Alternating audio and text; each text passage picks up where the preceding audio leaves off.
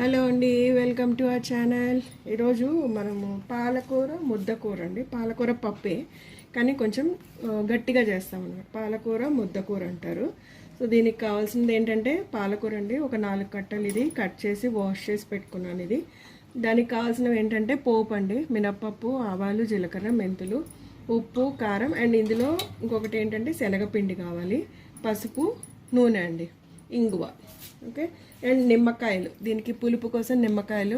కొంతమందికి పడదు, నిమ్మకాయలు పడకపోతే చింతపండు వేసుకోవచ్చు.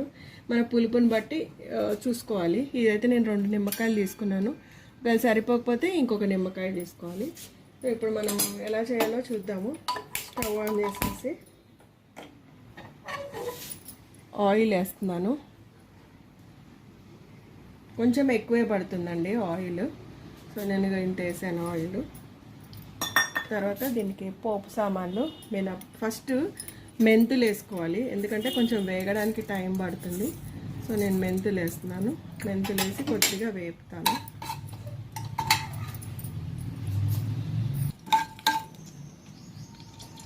దీనిలో 2 ఎండుమిరపకాయలు వేస్తున్నాను.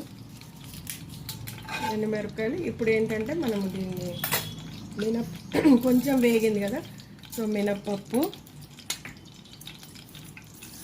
ఆవాలు, జీలకర్ర ఇవి కొంచెం వేగాలి.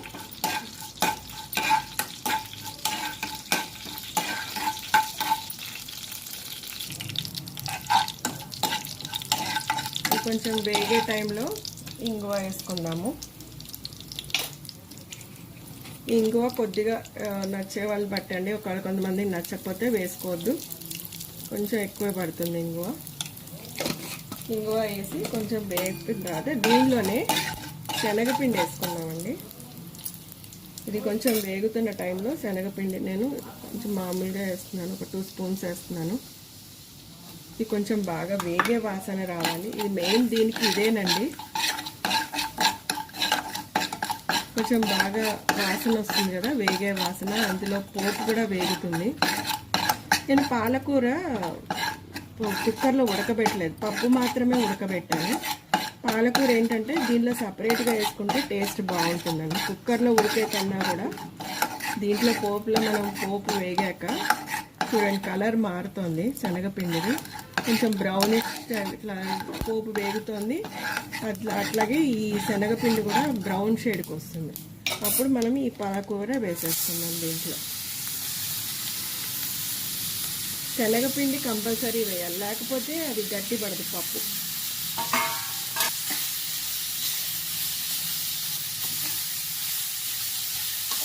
కొంచెం మాడకుండా చూసుకోవాలి, స్టవ్ తగ్గించుకొని ఒకవేళ మాడుతుంది అనుకుంటే. అండ్ అట్లాగే దీనిలో నేను ఉప్పు వేసేస్తున్నాను. కందిపప్పు ఉడకబెట్టి పెట్టేశానండి ఆల్రెడీ. సో దీనిలో నేను ఉప్పు వేసేసి తగినంత ఉప్పు వేసుకున్నాము. కొద్దిగా పసుపు,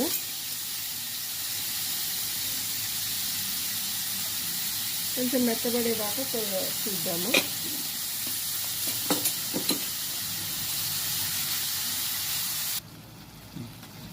కొంచెం వాటర్ పోసుకున్నానండి, ఇది కొంచెం తొందరగానే ఆకు మగ్గిపోతుంది. అండ్ కందిపప్పు అండి నేను ఈ గ్లాస్ తోటి ఇంత తీసుకున్నాను అనమాట. ఇది 4గురికి ఈజీగా సరిపోతుంది. నేను ఆల్రెడీ ఉడకబెట్టి పెట్టాను.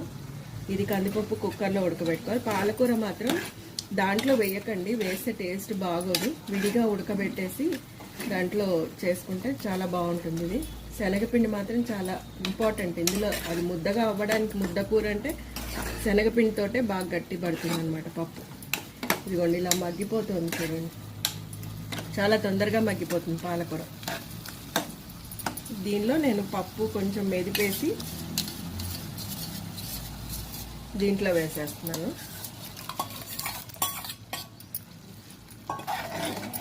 ఇది కొంచెం టైం పడుతుంది, ఒక 10 నిమిషాలు టైం పడుతుంది దగ్గర అవ్వడానికి. ఈ ఆకు, కందిపప్పు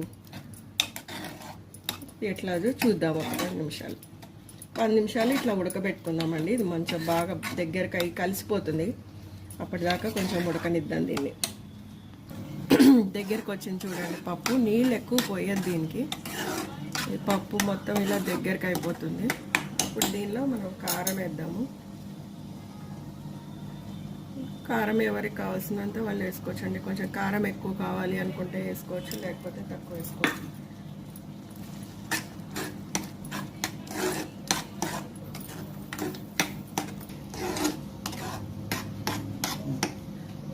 ఇదిగోండి దగ్గరికి అయిపోయింది. ఇది గట్టి పడిపోయిందండి, దగ్గరికి అయిపోయింది బాగా పప్పు. ఇప్పుడు మనం ఏంటంటే స్టవ్ ఆపేసుకొని నిమ్మకాయ పిండుకోవాలి. స్టవ్ అంటే ఆన్లో ఉన్నప్పుడు నిమ్మకాయ పిండద్దండి, చేదు వస్తుంది. సో అప్పుడు అంతా అయిపోయింది అనుకున్నప్పుడు నిమ్మకాయ పిండేది. ఈరోజు మనం చూసుకోవాలి, పులుపు బాగా కావాలనుకుంటే చూసుకో, రసాన్ని బట్టి నిమ్మకాయలు పిండుకోవాలి. నిమ్మకాయ పిండుకోలేని వాళ్ళు, నిమ్మకాయ పడని వాళ్ళు కూడా ఉంటారు. దానిలో ఏంటంటే ఆమ్చూర్ పౌడర్ ఉంటుంది, అది వేసుకోవచ్చు, లేకపోతే కొద్దిగా చింతపండు కూడా వేసుకోవచ్చు. నిమ్మకాయ అయితే బాగుంటుంది. ఈ 2 నిమ్మకాయలు పిండానండి, రసం బాగానే వచ్చింది. సో ఇది నేను ఆపేసాను. కొంచెం అయితే ఇది గట్టి పడిపోతుంది, పప్పు బాగా దగ్గరికి అయిపోతుంది, బాగా గట్టి పడిపోయి ముద్దగా అయిపోతుంది. సో ఇది పాలకూర ముద్దకూర అంటారు. ఇది చపాతీలోకి బాగుంటుంది, వేడివేడి అన్నం నెయ్యి వేసుకొని తిన్నా చాలా బాగుంటుందండి. ఇదిగోండి ఇలా అయిపోయింది, మొత్తం అంతా దగ్గరికి అయిపోయింది.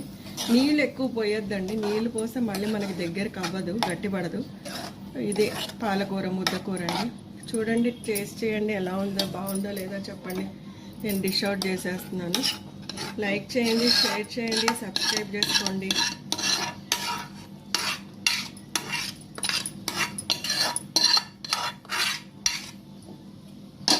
ఇదండి పాలకూర ముద్దకూర, ఇలా దగ్గరగా అయిపోతుంది, గట్టిగా అయిపోతుంది. ఇంకొంచెం మనం చల్లబడితే దగ్గరికి అయిపోయి బాగా గట్టి పడిపోతుంది. ఇదండి పాలకూర ముద్ద. చేయండి, షేర్ చేయండి, సబ్స్క్రైబ్ చేసుకోండి వీడియోని.